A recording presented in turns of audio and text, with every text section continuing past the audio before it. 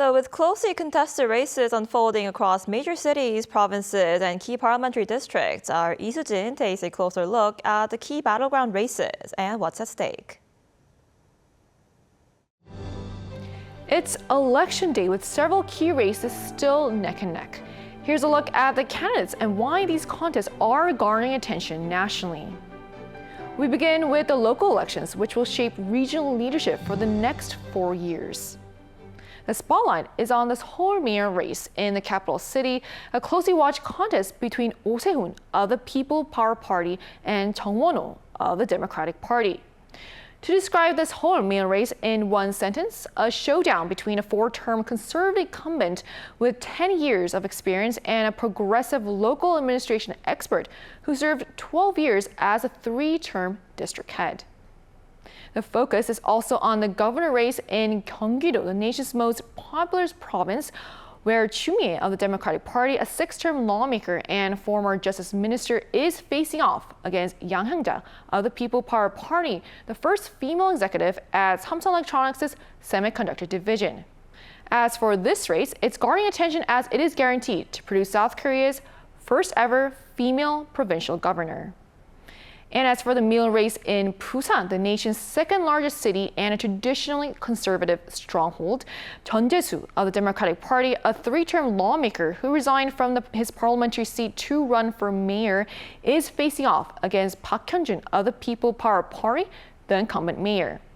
The Busan mayoral race marks a high-stakes battle as a popular progressive candidate seeks to break into a long-standing conservative stronghold. The final local election we want to highlight is the governor contest in Gangwon-do, a traditionally conservative province where Woo Sang-woo of the Democratic Party, a veteran politician and former 4-term lawmaker, is taking on incumbent Governor Kim Jin-tae of the People Power Party. The key significance here is that it has become a closely watched battle as a high-profile progressive figure seeks to make inroads into a traditionally conservative border province.